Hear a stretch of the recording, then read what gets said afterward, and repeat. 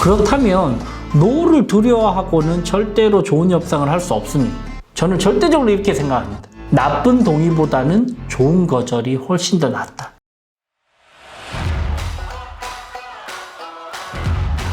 네, 안녕하세요. 협상 전문가 류지원 변호사입니다. 오늘은 여러분들과 함께 추천드리는 협상 책 한 권을 같이 읽어보고 협상과 설득과 커뮤니케이션 전반에 대해서 이 책에 나오는 중요한 문장들을 읽어보고 이야기 나누는 그런 시간을 가질 텐데요.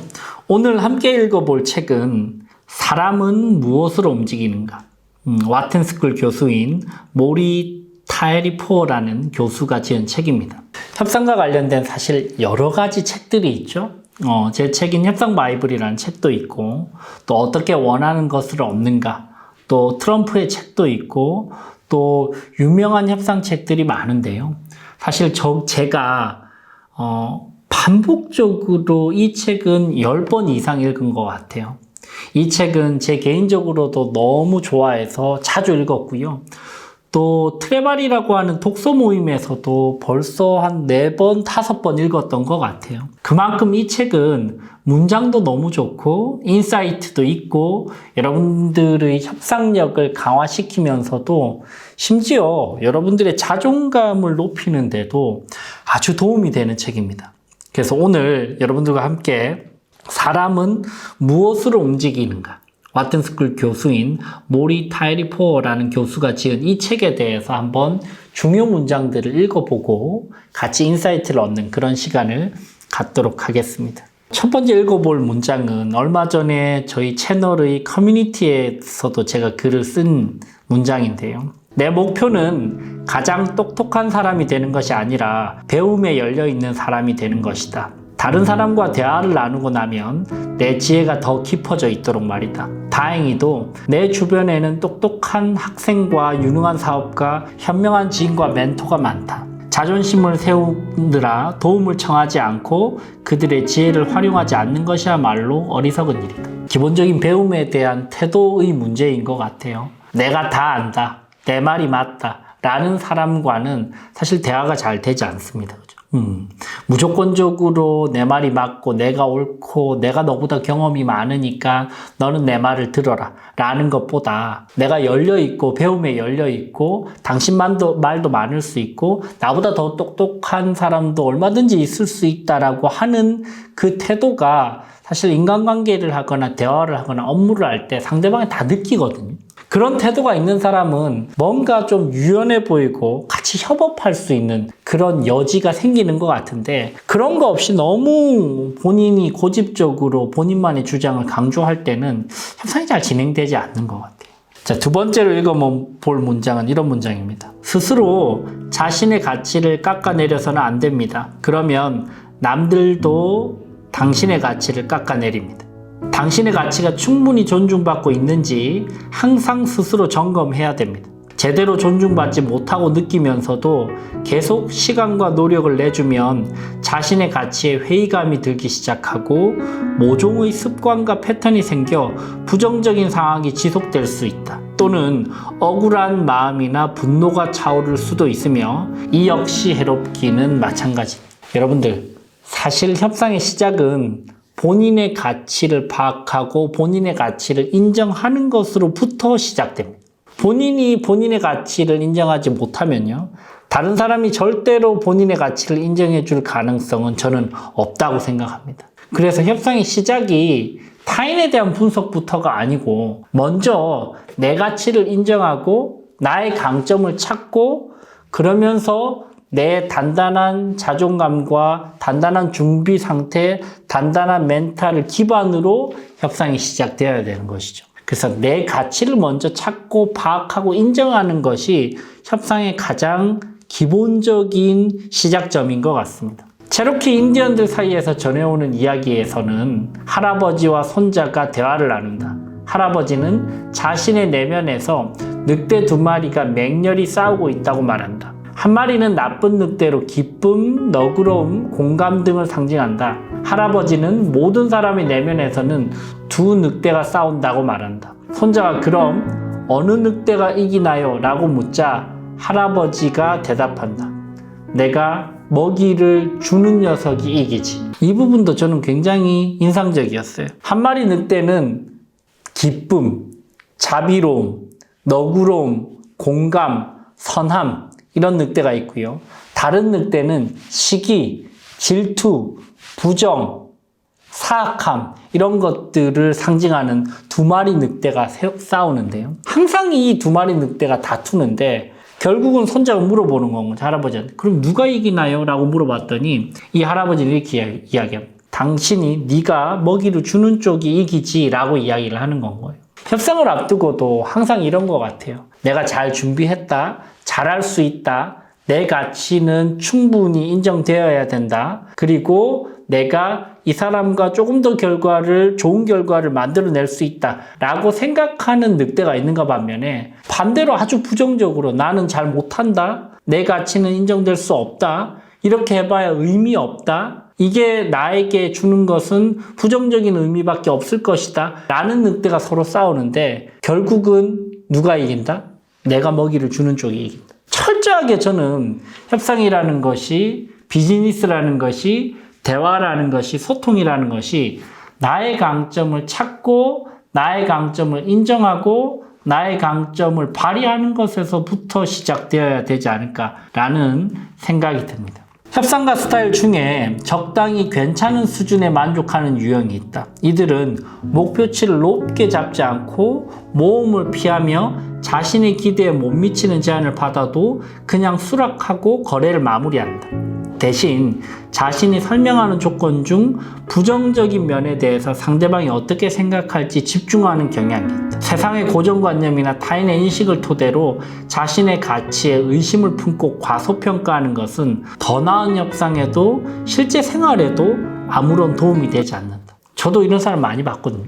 그냥 협상하기 전에 상대방과 협상하기 전에 본인 스스로가 그냥 적당히 타협을 하고 협상을 하는 거거든요.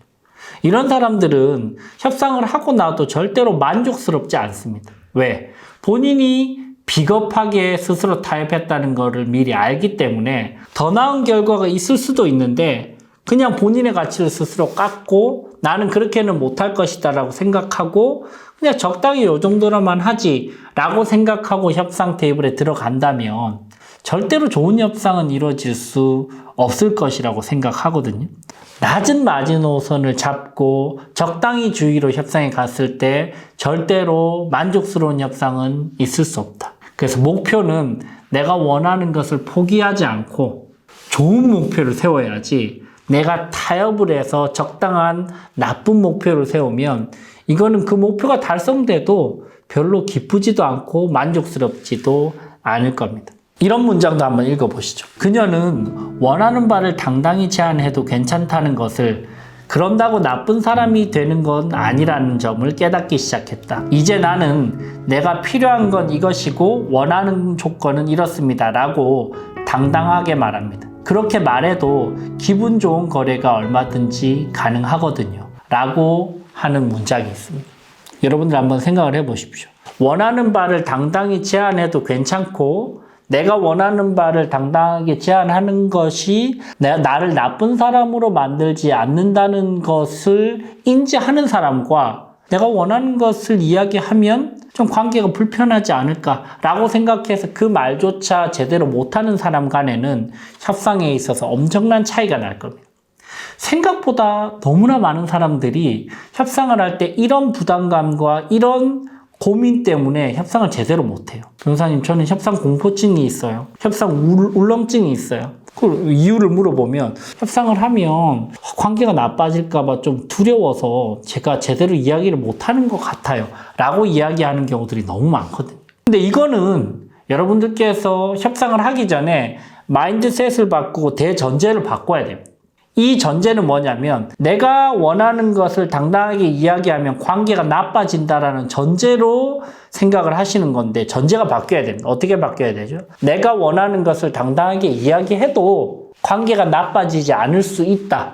그런 커뮤니케이션 방식을 찾으면 된다라는 전제로 바꿔야 됩니다. 본인이 그런 커뮤니케이션 방식을 찾지 않고 계속 피하기 때문에 연차가 쌓이고 본인이 점점 더 높은 직위에 올라가도 계속 협상을 피하고 협상을 기피해요. 그리고 협상 공포증이 해결되지 않아요. 왜? 나는 내가 원하는 것을 당당히 이야기하고 협상을 해도 관계가 나빠지지 않을 수 있는 그런 나만의 협상 커뮤니케이션 방식을 찾아야 되는데 어렸을 때부터 그걸 안 찾고 계속 피하기만 했기 때문에 결국은 본인은 협상다운 협상을 중요한 순간에 못하게 되는 것이죠. 원하는 바를 당당히 말해도 결코 나쁜 사람이 되지 않을 수 있는 방법이 얼마든지 있을 수 있습니다. 자, 또 한 가지 한번 읽어볼 부분. 노를 거절이 아닌 정보로 바라보기 시작하면 상대로부터 즉각 yes라는 대답을 듣는 것이 마냥 기쁘지만은 않게 된다. 거절은 더 깊고 진지한 대화로 들어가 서로를 더 잘 이해할 기회인데 그 기회가 없어지기 때문이다. 그런 점에서 본다면 더 많은 정보를 알게 해주는 좋은 거절이 나쁜 동의보다 훨씬 낫다. 정말로 멋지죠, 이 문장? 여러분들 다시 한번 읽어볼게요. 그런 점에서 본다면 더 많은 정보를 알게 해주는 좋은 거절이 나쁜 동의보다 훨씬 낫다. 나쁜 동의라고 하면 그냥 만족스럽지 못한 적당한 수준에서 만족스러운 채 하면서 동의를 하는 게 나쁜 동의고요.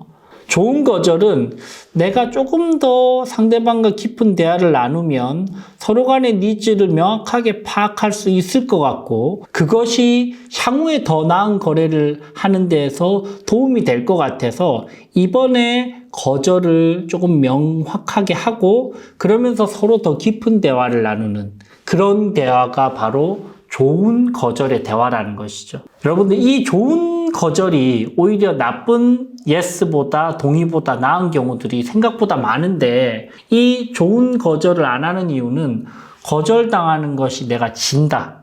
아니면 거절당하는 것이 내가 내 평가에 안 좋은 영향을 미친다. 또는 거절당하는 것이 내 스스로 두렵다라는 이 공포감 때문에 거절을 그냥 거부하고 회피하고 그냥 대면하지 않는 경우들이 많은데요. 여러분들 협상에 있어서 거절은 너무나 당연합니다. 협상에 있어서는 절대로 yes가 디폴트 값이 아니에요. 10번 내가 제안을 했을 때 10번 다 여러분들이 yes를 받았다면 여러분들의 제안 자체가 분명히 문제가 있는 겁니다. 절대로 일상적인 일반적인 대화에서 내가 이야기를 제안을 할 때마다 상대방이 yes를 할 가능성이 일반적으로는 20, 30%도 안 돼요. 그렇다면 no를 두려워하고는 절대로 좋은 협상을 할 수 없습니다. 저는 절대적으로 이렇게 생각합니다. 나쁜 동의보다는 좋은 거절이 훨씬 더 낫다라는 부분을 우리가 생각해 볼 필요가 있습니다. 자, 다음 문장은 이렇습니다. 유대감 형성에 시간을 투자하지 않고 곧장 본론으로 직진할 경우 자칫 숫자와 관련해 협상의 교착 상태에 빠지면 더는 나눌 이야기가 없어진다. 양측이 공유하는 맥락도 쌓아온 관계도 없는 탓이다. 양측 대화는 단순한 거래 이상의 무언가가 된다. 이 문장도 굉장히 좋죠, 여러분들. 사실은 내가 감정적으로 유대감을 형성하는 데는 시간이 필요합니다. 그런 거 없이 곧바로 본론으로 들어가서 정보와 논리만으로 상대방을 설득시키기가 생각보다 쉽지가 않아요. 이게 바로 메신저 효과죠. 내가 이 메신저에 대한 호감과 유대감과 어떤 좋아하는 감정이 있으면 그 메시지를 수용할 수 있는 그런 마음이 훨씬 더 커지는데 그런 거 전혀 없이 메시지만 계속 퍼붓고 정보만 계속 준다면 이게 내 마음속으로 그냥 스팸 처리로 걸러지는 경우들이 많다는 것이죠.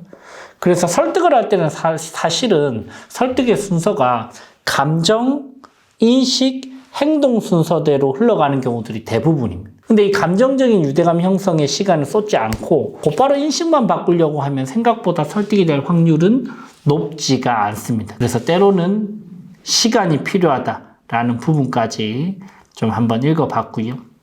이 문장도 너무 좋습니다. 지금 여기에 집중해야 된다.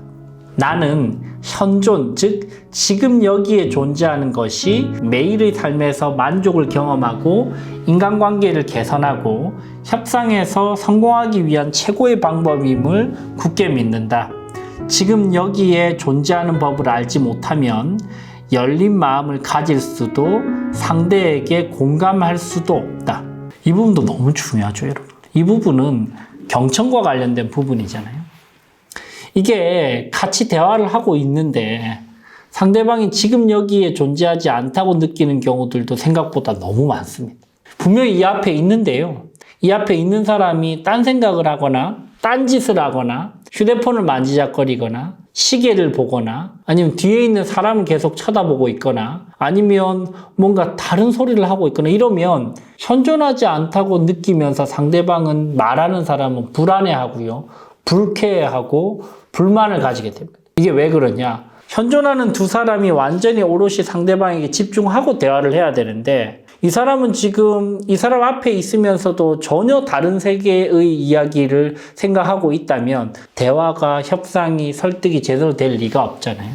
그래서 사실은 경청의 첫 단계는 지금 이 자리에 현존해야 된다. 내가 이 자리에 오롯이 집중하고 상대방의 이야기에 귀를 기울일 그런 마음이 있어야만 협상이 시작될 수 있는 부분인 것 같습니다. 자, 또 한 가지 여러분들과 함께 읽어볼 문장 읽어보겠습니다. 지나치게 방어적인 태도로 정보를 숨기려 하거나 자신의 주장을 관철하는 것만 목표로 삼으면 나와 상대방의 이해관계가 만나는 접점을 찾아내기 어렵다. 협상이 살벌한 전쟁이라는 시각으로 접근하는 사람은 자신이 아는 정보를 최대한 숨기려고 한다.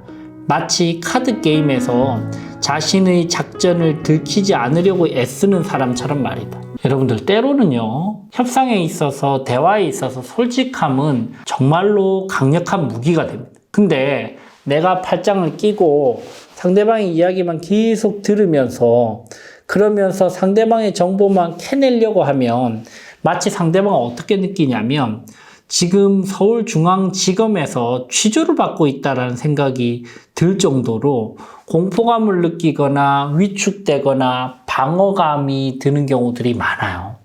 사실은 제대로 된 협상과 대화를 하기 위해서 내 카드도 어느 정도는 적절하게 보여주고 또 솔직하게 접근하는 것이 상대방을 무장해제시키는 가장 좋은 방법일 수 있거든요.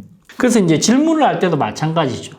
내가 계속적으로 상대방에게 질문만 하는 것이 아니고 적절한 타이밍에서는 내 카드를 먼저 적절하게 이야기를 하는 건 거죠.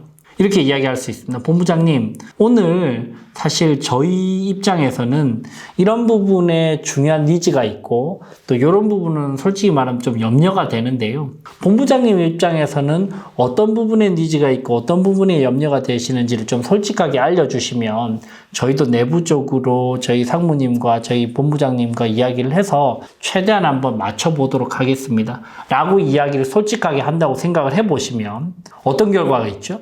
첫 번째, 이 사람이 솔직하다고 느끼죠. 두 번째, 이 사람이 열려있다고 느끼고, 세 번째, 이렇게 먼저 본인의 패를 드러내는 것이 자신감 있어 보이고요. 그리고 뭔가 유연해 보이기도 합니다. 그래서 내가 팔짱을 끼고 제가 실수를 하는지 어떤 이야기를 하는지를 들어만 보자. 그리고 나는 입을 꼭 다물고 계속 질문만 던진다. 라는 부분은 사실은 협상에 있어서 상대방을 위축시키고 방어적으로 만들게 하는 경우들이 많습니다. 그래서 솔직함은 사실은 협상에 있어서는 굉장히 중요한 자산이 될 수 있다라는 부분이고요. 마지막으로 여러분들과 읽고 싶은 문장입니다. 누구에게나 힘들었던 경험과 상처는 있다. 그것을 제대로 직시하지 않으면 그것은 우리가 현명하게 판단하고 효과적으로 협상하지 못하게 막는 방해물이 될 수 있다. 나는 내 상처를 이전보다 훨씬 더 잘 자각한다. 과거와 현재와 미래가 이어지는데요. 사실 협상에 있어서 과거의 트라우마가 현재의 커뮤니케이션을, 대화를, 협상을 방해하는 경우들을 많이 봤습니다. 이 사람은 A라는 사람과의 관계에 있어서 깊은 트라우마가 있고 A와 비슷한 유형의 포지션에 있는 사람만 봐도 위축된다거나 아니면 이 사람이 중국인과 거래를 하다가 뒤통수를 맞은 경험이 있어서 중국인만 보면 그런 부정적인 선입견 때문에 중국인과의 거래가 계속 망쳐진다거나 아니면 특정한 나이나 특정한 성별, 특정한 출신,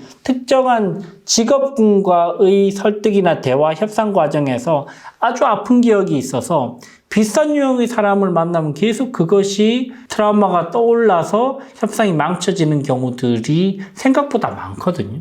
그것을 극복하기 위한 시작은 사실 그 트라우마를 먼저 대면하고 자각하는 것부터 시작되는 것 같아요. 그래서 나는 내 상처를 이전보다 훨씬 더 잘 자각한다 라는 이 문장이 저는 되게 와닿았거든요. 먼저 내가 그 트라우마가 있음을 인정하고 그걸 자각해야만 내가 이런 사람을 만날 때 위축되는 편이네.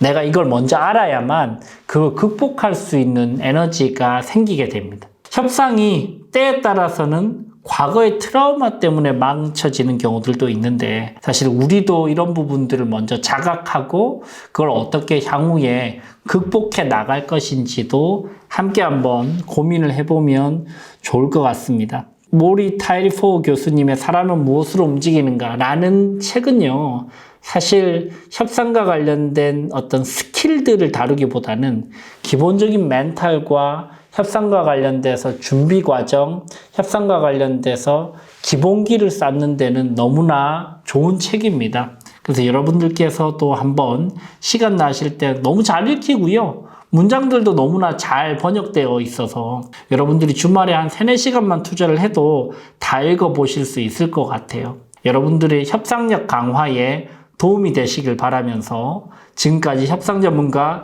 류재현 변호사였습니다. 감사합니다. 협상 테이블에서 밀리지 않는 협상력을 확보할 수 있는 최선의 솔루션 BNSG 협상스쿨 류재현의 협상스쿨